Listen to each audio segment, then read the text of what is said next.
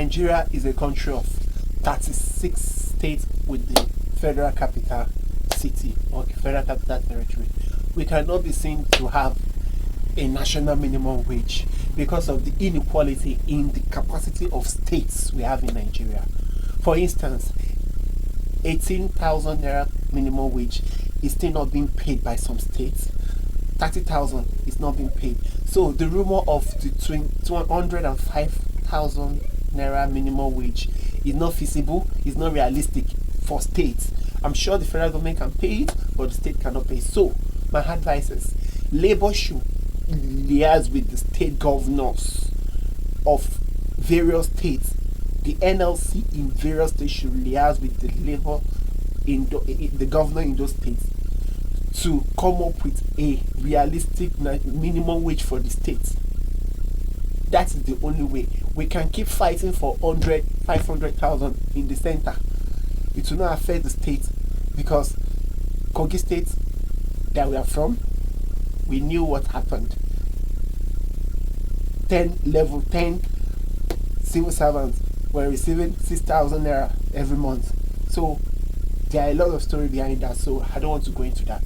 So my advice from Omashono in Legalize Tree, my advice to NLC is that please go to the states and negotiate the minimum wage for every state. Lagos can pay more than Zamfara. Lagos is richer than some states, some country in West Africa or in Africa as a whole.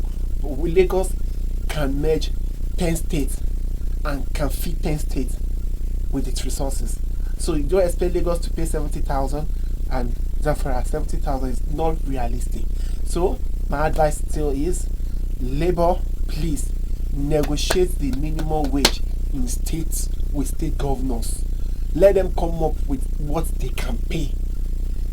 Governors will come now and say, okay, 100,000 naira, fine, we will pay. Then they go back to their state and start sacking workers and then paying 20,000.